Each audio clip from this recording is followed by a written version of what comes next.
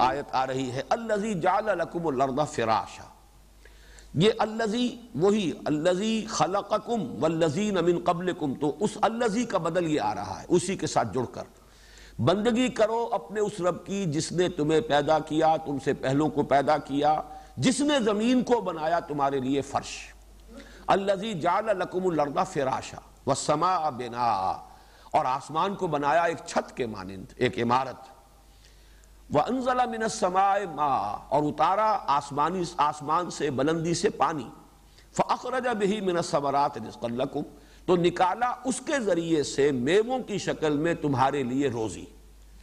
یہ جو اب 4 فنومینا آئے ہیں، اب نوٹ کر لیجئے کہ یہ تو ایک خلاصہ ہے، ورنہ قرآن مجید کی مکی صورتوں میں جو فنومینا آف دی نیچر ہیں، أَلَمْ نَجْعَلِ الْأَرْضَ مِهَادًا وَالْجِبَالَ أَوْتَادًا وَخَلَقْنَاكُمْ أَزْوَاجًا وَجَعَلْنَا نَوْمَكُمْ سُبَاتًا وَجَعَلْنَا اللَّيْلَ لِبَاسًا.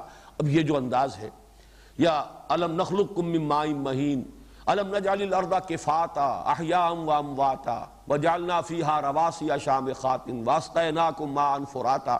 یہ تو اللہ تعالیٰ کی ربوبیت کی وہ مثالیں، اس کی شانیں، ایک ایک ذرہ جو ہے اس کے اندر اللہ تعالیٰ کی یہ نشانیاں موجود ہیں. لیکن یہاں بڑی خوبصورتی سے دیکھیے، یہ جو 4 فنومینا آئے، زمین کو بنا دیا تمہارے لیے ایک بہترین بچھونا، ایک فرش، ماں کی گود کے مانند حیات بخش. جیسے کہ ماں کی گود جو ہے وہ گہوارہ ہے حیات کے لیے، ایسے ہی زندگی کے لیے، انسانی زندگی کے لیے، بلکہ حیواناتی اور نباتاتی زندگی کے لیے، کل جو حیات ارضی ہے اس کے لیے یہ ماں کی گود کے مانند ہے. اور اس کے بعد آسمان چھت کے مانند ہے. اس میں آسمان سے مراد کیا ہے؟ یہ جیسا کہ میں نے اس سے پہلے بارہ عرض کیا ہے، اس میں لفظ جو ہے اصل وہ تو ہے سمون بلندی، اور سما بلندی کی کوئی شے. اس سے آگے قرآن مجید نے آسمانوں کی حقیقت کے بارے میں تفصیل سے کچھ بیان نہیں کیا. 7 کا لفظ آیا ہے بار بار، یہ آ جائے گا اسی رکوع میں آگے چل کر، لیکن یہ ہے کہ اس کی بھی کوئی وضاحت قرآن مجید میں نہیں ہے.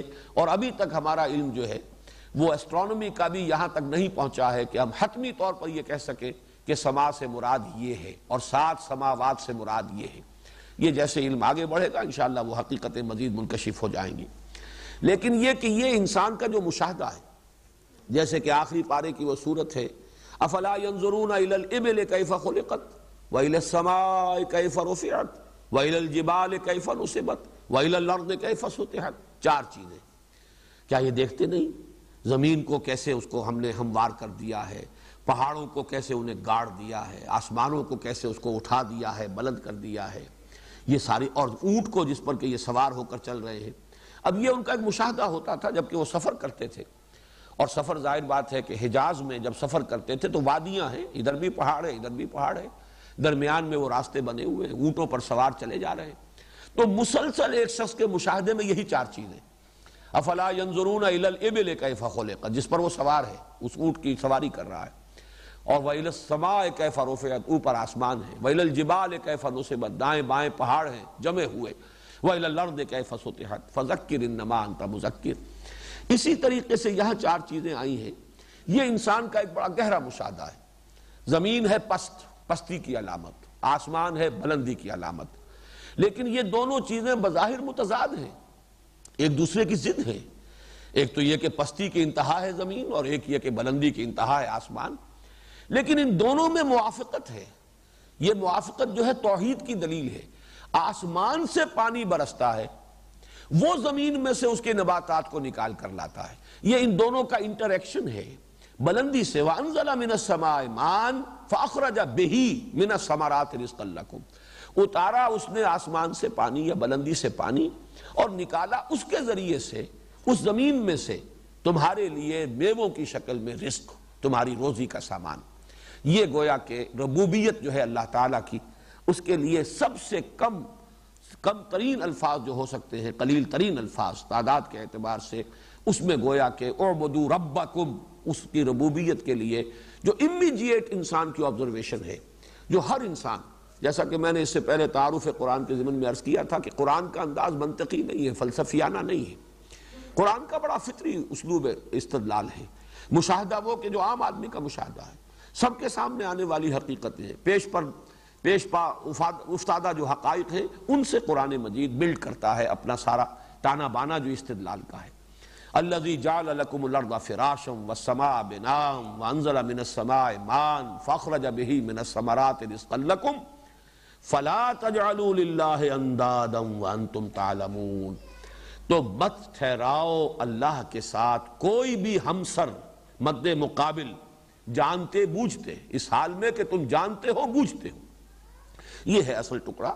باقی جو یہ ہے فینومینا آف دی نیچر، یہ تو ان کی تو تفصیل جیسا کہ میں نے ابھی عرض کیا بارہا قرآن مجید میں آپ نے پڑھی ہے، اس کے بارے میں کوئی مزید وضاحت کی ضرورت نہیں۔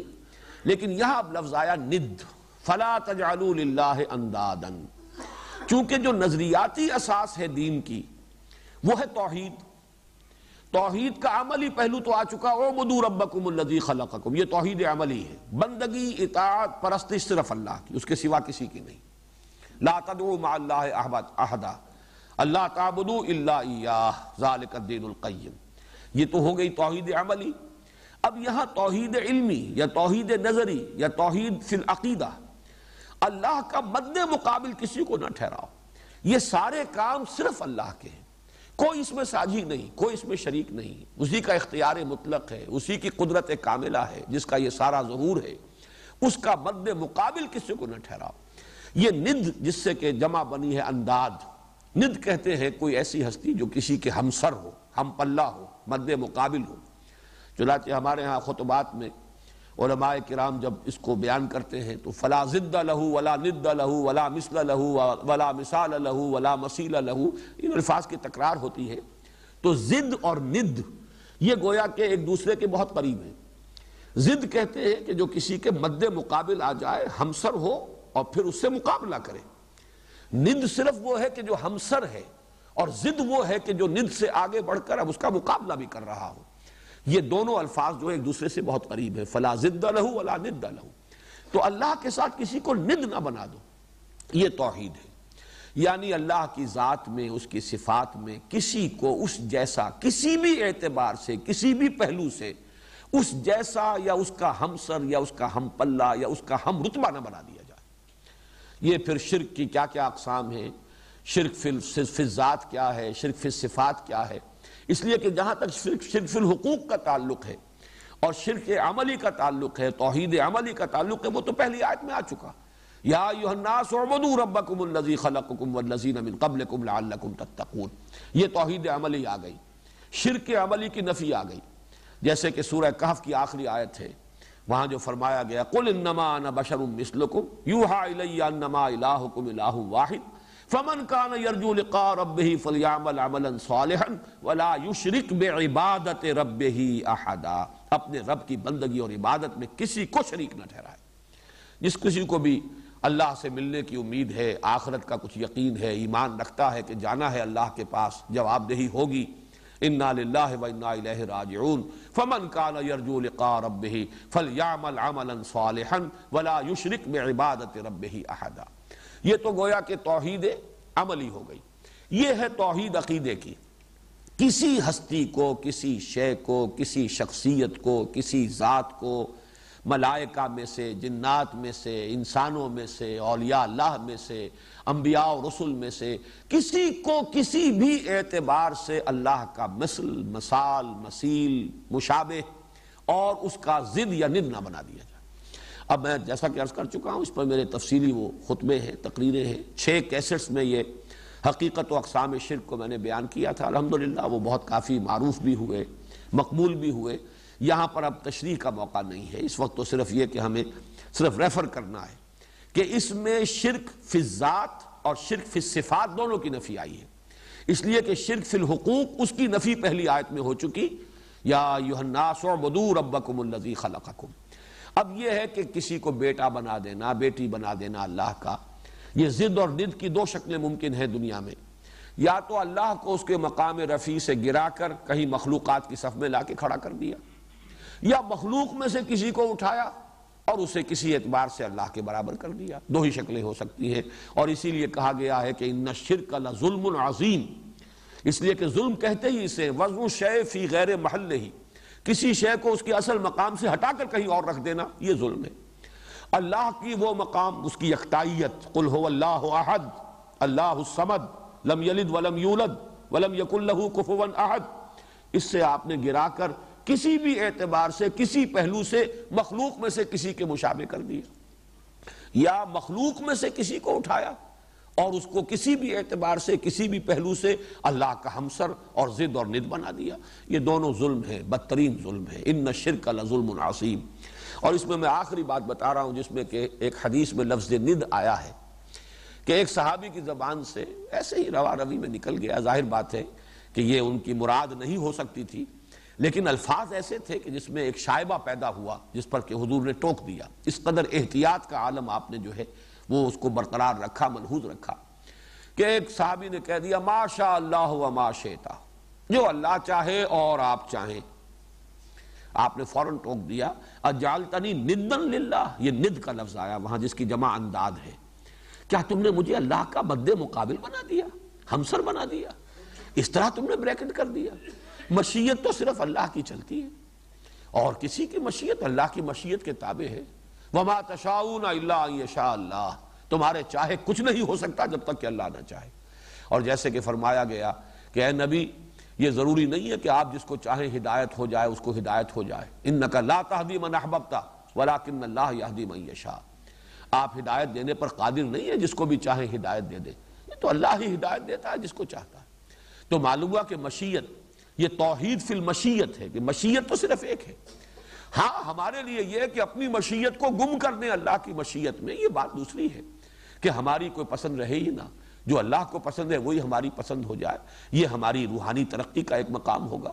لیکن یہ ہے کہ ند اور ضد کے اندر اس اعتبار سے اتنی باریک بینی ہے جس کا کہ حضور صلی اللہ علیہ وسلم نے اہتمام کیا ہے کہ ذرا سا مغالطہ بھی کہیں پیدا ہو سکتا تھا تو اس کا بھی سد باب کر دی۔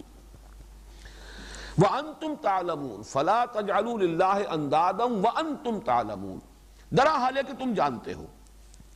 اس کے دو مفہوم ہو سکتے ہیں، ایک تو جو عام طور پر لیا گیا ہے وہ تو یہ ہے کہ تمہیں خوب معلوم ہے کہ آسمان سے پانی برسانے والا اللہ کے سوا کوئی نہیں، زمین اور آسمان کو پیدا کرنے والا اللہ کے سوا کوئی نہیں، یہ حقائق تمہیں معلوم ہے۔ اس میں اب ہمیں تعویل خاص کی طرف رجوع کرنا ہوگا، اس لیے کہ مشرکین عرب جو ہیں ان کا شرک اس نوعیت کا نہیں تھا کہ وہ تخلیق کائنات میں اللہ کا کسی کو ساجی سمجھتے ہوں، کسی کو شریک سمجھتے ہوں، یا انتظام کائنات میں اللہ کا ساجی یا شریک سمجھتے ہوں۔ ان کا شرک صرف اس نوعیت کا تھا کہ کچھ ہستیاں ہیں جو مقربین بارگاہ ہیں، اللہ کے لاڈلے ہیں، چہیتے ہیں، مقربین ہیں، ان کی سفارش کام دے جائے گی۔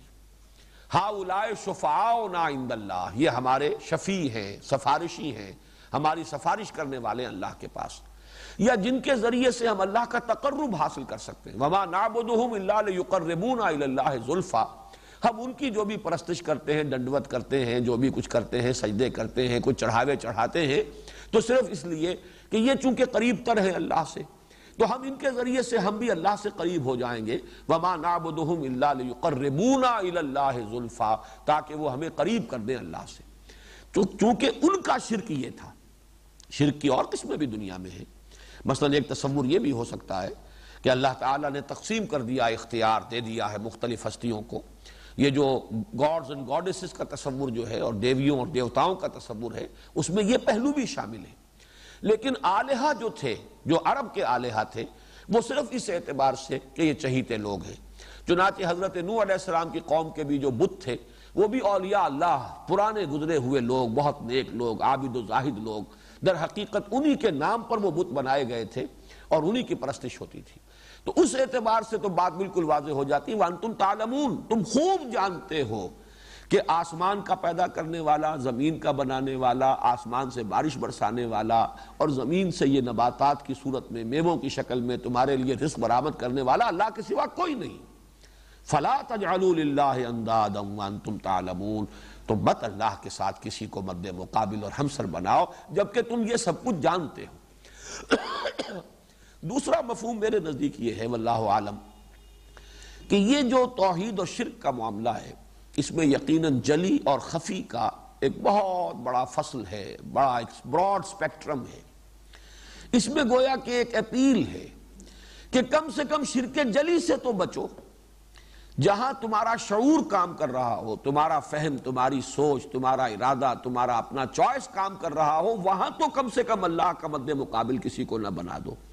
اس لیے کہ تحت الشعور میں بے شعوری کے ساتھ بے سمجھے بوجھے بھی بسا اوقات انسان اللہ کا مد مقابل بنا بیٹھتا ہے، جس کو کہ ہم کہتے ہیں ریاکاری۔ اور اس ریاکاری کے بارے میں حدیث میں آتا ہے کہ حضور نے فرمایا کہ یہ جو شرک خفی ہے، کہ ایک شخص نماز پڑھ رہا ہے اور جب اسے محسوس ہوا کہ کوئی اسے دیکھ رہا ہے، someone is watching him، تو اس نے سجدہ لمبا کر دیا۔ اب یہ ظاہر بات ہے کہ یہ کوئی اس کا شعوری فیصلہ نہیں ہے، یہ ایسے ہی تحت الشعور کے اندر کوئی بات ہو گئی، اور اس سے کوئی اس نے یہ سوچ سمجھ کے نہیں کہ اس شخص کو میں دکھانا چاہتا ہوں اور اس شخص پر اپنے کوئی زہد کا اور تقویٰ کا اور دینداری کا رعب گانٹھنا چاہتا ہوں، یہ کوئی سوچا سمجھا فیصلہ نہیں ہے، ہو گیا۔ لیکن یہ کہ یہ بھی شرک ہے، یہ شرک خفی ہے، اس لیے کہ اس ایک سجدے کے دو مسجود ہو گئے۔ ایک تو اللہ ہے ہی جس کے لیے سجدہ کر رہے تھے، لیکن جو بھی تم نے اگر ایک سیکنڈ کا بھی اضافہ کیا اس میں تو گویا کہ اس کا مسجود معنوی وہ دوسرا شخص ہے جسے تم دکھا رہے ہو۔ اور اس شرک کے بارے میں حضور نے فرمایا ہے کہ شرک خفی کو پہچاننا اتنا مشکل ہے جتنا کسی نہایت تاریک شب میں کسی سیاہ پتھر پر سیاہ چیونٹی کو چلتے ہوئے دیکھنا مشکل ہے، اتنا ہی شرک خفی کی پہچان اور اس کی معرفت مشکل ہے۔ یعنی یہ تمثیل کا وہ میں سمجھتا ہوں کہ حد ہے، جیسی کہ سورہ نور میں تمثیل آئی ہے، فی بحر لجی یغشاہ موج من فوقہ موج من فوقہ سحاب، تو جیسے ڈائمنشنز اس میں ایڈ کی گئی ہیں تاریکی کی ایک پر دوسری ڈائمنشن، ایسے ہی حضور نے یہاں اضافہ کیا ہے کہ رات نہایت تاریک، پتھر سیاہ چیونٹی رینگ رہی ہے، جیسے اس کا دیکھنا مشکل ہے، ویسے ہی شرک خفی جو ہے اس کا ادراک اور اس کا شعور مشکل ہے۔ تو ایک مفہوم یہ بھی ہو سکتا ہے وَأَنْتُمْ تَعْلَمُونَ، جانتے بوجھتے تو کم سے کم اللہ کے ساتھ کسی کو شریک نہ بناؤ۔ اور یہ نوٹ کر لیجئے کہ اس دور کا جتنا شرک ہے وہ سارا شعوری شرک ہے، انسٹیٹیوشنلائزڈ شرک ہے۔ اب غیر اللہ کی حاکمیت سب سے بڑا شرک ہے، ساورنٹی، ہیومن ساورنٹی، وہ فرد واحد کی ہو، وہ قوم کی ہو، وہ عوام کی ہو، وہ ساری یہ شرک ہے۔ اور یہ تو ایک فلسفہ ہے، یہ نظام ہے، یہ تو انسٹیٹیوشن ہے، اس میں کسی غیر شعور کا کوئی سوال نہیں۔ اسی طریقے سے مادہ پرستی اور دنیا پرستی، یہ چیزیں جو ہیں، وطن پرستی، باقاعدہ الفاظ استعمال ہوتے ہیں، یہ ساری چیزیں جو ہیں یہ تو نظریاتی ہیں، یہ انسان کے ہوش اور شعور اور فلسفے اور فکر سے متعلق چیزیں ہیں۔ تو فَلَا تَجْعَلُوا لِلَّهِ أَنْدَادًا وَأَنْتُمْ تَعْلَمُونَ، جانتے بوجھتے کم سے کم شعوری طور پر تو کسی بھی ہستی کو، کسی انسٹیٹیوشن کو، کسی ادارے کو، کسی شے کو اللہ کے ساتھ مد مقابل اور اس کا برابر کا نہ بنا دو۔ ان دو آیات میں توحید کا مضمون مکمل ہو گیا، پہلی میں توحید عملی، دوسرے میں توحید نظری یا توحید عقیدہ۔ وَإِن كُنتُمْ فِي رَيْبٍ مِّمَّا نَزَّلْنَا عَلَىٰ عَبْدِنَا فَأْتُوا بِسُورَةٍ مِّن مِّثْلِهِ وَادْعُوا شُهَدَاءَكُم مِّن دُونِ اللَّهِ إِن كُنتُمْ صَادِقِينَ۔ اور اگر تم ہو شک میں اس چیز کے بارے میں جو ہم نے نازل فرمائی اپنے بندے پر، یا نوٹ کر لیجئے نزلنا ہے، انزلنا نہیں ہے، یعنی رفتہ رفتہ جستہ جستہ تھوڑا تھوڑا کر کے قرآن نازل ہوا ہے۔ حضور پر قرآن مجید کی کا نزول جو ہے وہ بصورت تنزیل ہے، اسی سے یہ ورب بنا ہے نزلنا۔ وَإِن كُنتُمْ فِي رَيْبٍ، اس میں ذرا نوٹ کیجئے گا کہ بڑا ایک جس کو کہتے ہیں کہ سرچنگ انداز ہے یہ، کہ واقعتاً اگر تم کسی شک میں ہو، اصل بات کیا تم شک میں نہیں ہو، یہ تمہاری ڈھٹائی ہے، یہ تمہارا ضد اور تعصب ہے، حقیقتاً تم میں شک نہیں ہے، تم پہچان چکے ہو کہ یہ اللہ کا کلام ہے۔ لیکن ان کنتم فی ریب، برسبیل یوں کہیے کہ ایک اتمام حجت کے طور پر، اگر واقعتاً تمہیں کوئی شک ہے اس چیز کے بارے میں جو ہم نے نازل فرمائی اپنے بندے پر، فَأْتُوا بِسُورَةٍ مِّن مِّثْلِهِ، تو لے آؤ ایک ہی صورت اس کے مثل کی سی، اس جیسی، فصاحت میں، بلاغت میں، عذوبت میں، مٹھاس میں، اس میں صوتی آہنگ میں، ہر اعتبار سے جو بھی تمہارے معیارات ہیں انہی کے مطابق اگر تم دعویٰ کر سکو کہ یہ ہم ایک پیس آف جو ہے کلام کا ایک ہم ٹکڑا موضوع کر لائے ہیں جس کے بارے میں کہ ہمارا یہ دعویٰ ہے کہ یہ قرآن جیسا، لے آؤ۔ وَادْعُوا شُهَدَاءَكُم مِّن دُونِ اللَّهِ إِن كُنتُمْ صَادِقِينَ، اور پکار لو اپنے تمام حمایتیوں کو اللہ کے سوا۔ یہ نوٹ کر لیجئے، اللہ کے سوا، اس لیے کہ مشرک تھے، وہ اللہ کے منکر نہیں تھے، وہ اللہ کو بھی پکارتے تھے، لاہم اللہم، یہ تو ان کی دعائیں ہیں۔ اللہ کو چھوڑ دو، باقی جس کو پکارنا ہے پکار لو. تم جنات کو پکار لو، اپنی دیویوں کو پکار لو، اپنے معبودوں کو پکار لو، اپنے خطیبوں کو جمع کر لو، اپنے شعراء کو جمع کر لو، جس کو چاہو. شہداء کے لفظ کو بھی یہاں سمجھ لیجئے. شہدہ یا شہدو اصل میں تو آتا ہے موجودگی کے لیے، جو شاہد وہ ہے جو موجود ہے. لیکن یہیں سے اس میں جو دو مفہوم اضافی پیدا ہوئے کہ جو گواہی ہے وہ بھی اصل اسی کی ہوتی ہے کہ جو کسی وقوع پر موجود ہو. اس لیے یہیں سے گواہی کا تصور پیدا ہو. جو موجود تھا وہی گواہی دینے کا اہل ہے، جو کہ چشمدید جو ہے گواہ ہے، اس نے دیکھا ہے کہ واقعہ کیسے ہوا. اور اسی طریقے سے مددگار بھی وہی ہو سکتا ہے جو موجود ہو. آپ کا کوئی بڑا حمایتی ہے لیکن وہاں وقوع کے وقت موجود نہیں ہے تو اس کی مدد آپ کے لیے مفید نہیں ہوگی. تو شہید کے یہ دونوں ترجمے، گواہ اور مددگار، یہ ثانوی ترجمے ہیں. اصل ہے موجود، اور جو بھی حمایتی ہے وہ در حقیقت ایک نتیجے کے طور پر ہے کہ موجود ہوگا تو حمایت کر سکے گا، مدد کر سکے گا. وَدْعُوا شُهَدَاءَكُم مِّن دُونِ اللَّهِ إِن كُنتُمْ صَادِقِينَ، اور پکار لو اللہ کے سوا اپنے تمام حمایتیوں کو، مددگاروں کو، اگر تم سچے ہو. میں پھر یہاں زور دے کر کہہ رہا ہوں اگر تم سچے ہو، یعنی میرے نزدیک اس کا مفہوم یہ کہ تم شک کرنے میں بھی سچے نہیں ہو. یہ بھی تمہارا تصنع ہے، یہ بھی تمہاری ہٹ دھرمی ہے. حقیقتاً تمہیں شک نہیں ہے، تم یہ صرف ایک ڈھال کے طور پر استعمال کر رہے ہو. ان کنتم صادقین، اگر سچے ہو. باقی اس کا یہ مفہوم بھی ہو جائے گا کہ یہ دودھ کا دودھ پانی کا پانی جدا ہو جائے گا. اگر تمہارا یہ خیال ہے کہ یہ کلام محمد نے خود موضوع کر لیا ہے صلی اللہ علیہ وسلم، خود گھڑ لیا ہے، خود بنا لیا ہے، تو ٹھیک ہے، پھر تو مقابلہ ہو سکتا ہے. بڑے بڑے تمہارے ہاں فصحاء اور بلغاء اور ادباء اور شعراء اور خطباء موجود ہیں، تو تم ایک مقابلہ کر لو. یہ میں تعارف قرآن کے ضمن میں عرض کر چکا ہوں کہ یہ چیلنج مکی قرآن میں 4 مرتبہ پہلے آ چکا ہے. 2 مرتبہ پورے کلام پاک کی نظیر کے لیے ان سے مطالبہ کیا گیا. سورۃ الطور میں آیات 33 اور 34. ام یقولون تقولہ بل لا یؤمنون، کیا یہ کہہ رہے ہیں کہ یہ محمد نے خود کہہ لیا ہے صلی اللہ علیہ وسلم، تقول، تکلف کر کے یہ کلام موضوع کر لیا ہے. بل لا یؤمنون، حقیقت یہ نہیں ہے، وہ ایمان نہیں لانا چاہتے. فلیاتوا بحدیث مثلہ ان کانوا صادقین، تو اگر یہ سچے ہیں تو پھر اس جیسا کلام وہ بھی پیش کریں. یہ تو گویا کہ سامنے کی بات ہے، مقابلہ کر لو. اسی طرح فرمایا سورہ بنی اسرائیل کی آیت نمبر 88 میں، قُلْ لَئِنِ اجْتَمَعَتِ الْإِنسُ وَالْجِنُّ عَلَىٰ أَن يَأْتُوا بِمِثْلِ هَٰذَا الْقُرْآنِ لَا يَأْتُونَ بِمِثْلِهِ وَلَوْ كَانَ بَعْضُهُمْ لِبَعْضٍ ظَهِيرًا.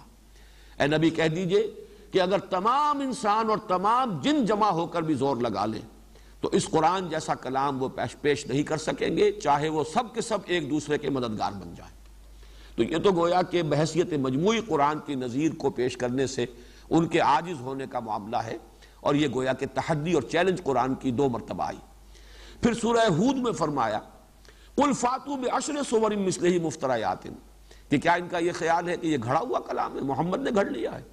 تو اے نبی کہہ دیجئے تم بھی 10 صورتیں اس جیسی لے آؤ، گھڑی ہوئی، بنائی ہوئی، موضوع کی ہوئی، کمپوز کی ہوئی لے آؤ، اگر تم اس دعوے میں سچے ہو.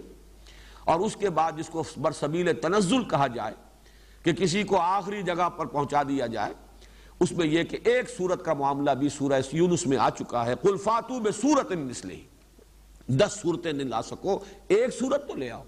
اور اس میں نوٹ کیجئے کہ ایک سورت جو ہے وہ تو ظاہر بات ہے کہ سورۃ العصر بھی ہے، 3 آیتیں ہیں کل، سورۃ الکوثر بھی ہے، کل 3 آیتیں ہیں، سورۃ النصر بھی ہے، کل 3 آیتیں ہیں، سورہ اخلاص بھی ہے، کل 4 آیتیں ہیں. تو اس درجے میں بھی یہ واقعہ ہے بہت بڑا، اور یہ اعجاز قرآنی کا بہت بڑا ثبوت ہے کہ بدترین دشمنوں نے بھی اس وقت یہ جرأت نہیں کی. بلکہ اس اعتبار سے میں کچھ ایک درجے میں ان کی تعریف اور تحسین کرتا ہوں کہ اس درجے ڈھٹائی ان میں نہیں تھی. یعنی انہیں بھی اندازہ تھا کہ ہمارے لوگ بھی پہچان لیں گے یہ کیا کہہ رہا ہے. عام لوگوں میں اتنا شعور تھا کہ انہیں یہ جرأت نہیں ہوئی. جھوٹ موٹ کو بھی کوئی وہ اپنا کوئی منظوم کلام لے کر یا کوئی کمپوز کلام لا کر دعویٰ ہی کر دیتا کوئی شخص کہ میں دعوے دار ہوں کہ یہ قرآن جیسا ہے، قرآن کے ہم پلہ ہے، قرآن کے مثل ہے، لیکن اس کی بھی کوئی نظیر موجود نہیں. تو معلوم ہوا کہ اس درجے ڈھٹائی ان میں نہیں تھی.